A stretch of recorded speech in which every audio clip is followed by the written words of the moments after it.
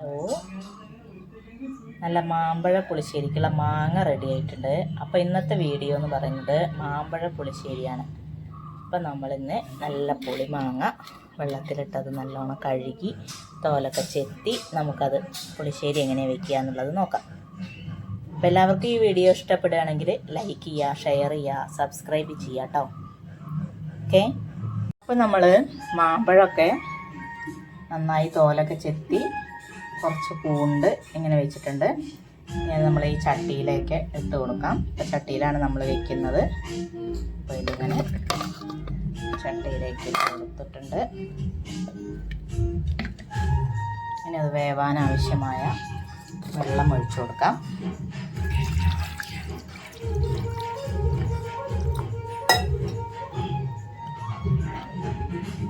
മതിയാവും. വെള്ളം ഒഴിച്ചു കൊടുത്തിട്ടുണ്ട്. അതിലേക്ക് കുറച്ച് ഉപ്പിട്ട് കൊടുക്കാം. പിന്നെ മഞ്ഞൾപ്പൊടി, മുളക് പൊടി ഇട്ട് കൊടുക്കാം. മഞ്ഞൾപ്പൊടി ഇട്ട് കൊടുത്തിട്ടുണ്ട്.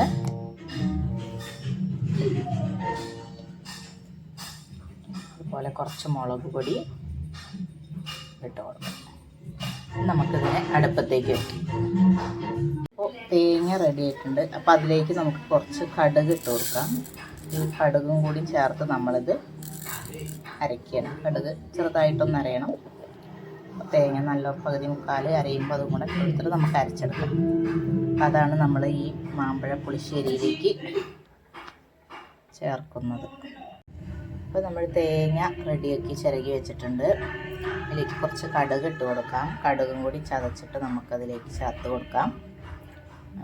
മാമ്പഴ പുളിശ്ശേരി നമ്മുടെ ഇവിടെ തിളച്ചുകൊണ്ട് മാമ്പഴ പുളിശ്ശേരി ഇങ്ങനെ റെഡി ആയിട്ട് വരിക. നമുക്ക് ഇതിലേക്ക് ശർക്കര ചേർത്ത് കൊടുക്കാം. രണ്ടച്ച് ശർക്കര നമുക്ക് ചേർത്ത് കൊടുക്കാം. അപ്പോഴേ കറിയുടെ രുചി വരുള്ളൂ. അപ്പോൾ ഞാനൊരു 2 ചേർത്തിട്ടുണ്ട്. മധുരം എനിക്ക് ഞങ്ങൾക്ക് ഇഷ്ടമാണ്. അതുകൊണ്ട് അവരാർക്ക് വേണ്ട പോലെ ചേർത്ത് കൊടുക്കാവുന്നതാണ് കേട്ടോ. നല്ല പുളി ഇഷ്ടമുള്ളവരാണെങ്കിൽ കുറച്ച് ചേർത്ത് കൊടുത്താൽ മതി. ചേർത്ത് കൊടുത്തിട്ട് ഇനി നമുക്ക് അരപ്പ് ചേർത്ത് കൊടുക്കാം.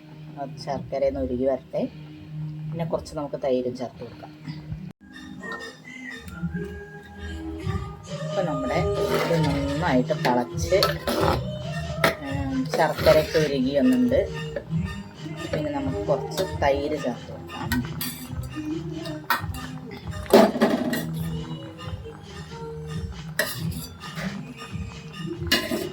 കുറച്ച് മതി, കുറേ വേണ്ട. കുറച്ച് തൈര് ചേർത്ത് കൊടുത്തിട്ടുണ്ട്. ഒന്ന് തിളച്ച് വരട്ടെ.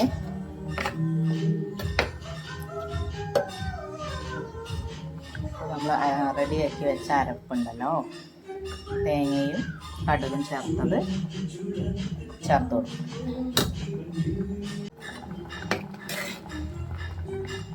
മാങ്ങയൊക്കെ നല്ല വെന്തു. എല്ലാതും നമ്മൾ ചേർത്തു. ഇനി നമ്മൾ തേങ്ങ ചേർക്കാൻ പോവുകയാണ്.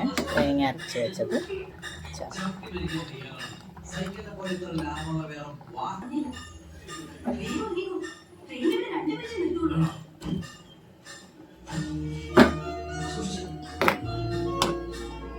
ഗ്യാസ് ചുരുക്കി വയ്ക്കാം. നമുക്കിതിങ്ങനെ ചേർത്ത് കൊടുക്കാം. പാകത്തിന് വെള്ളമൊക്കെ ചേർത്ത് നമുക്കിത് വാങ്ങി വയ്ക്കാം. നമുക്കൊന്ന് വറുത്തിടാം. അപ്പോൾ അതിന് നമ്മൾ കുറച്ച് കടുക് ഇട്ട് കൊടുക്കാം.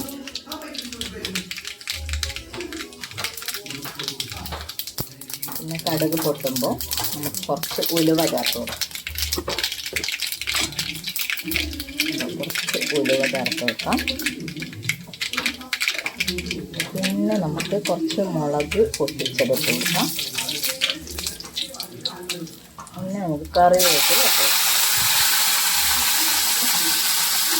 ഇത്രയും ചേർത്തിട്ട് നമുക്കൊന്ന്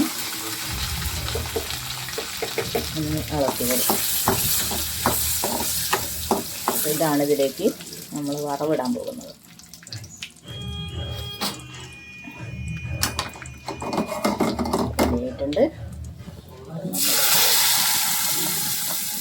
നിറവിട്ടിട്ടുണ്ട് കേട്ടോ.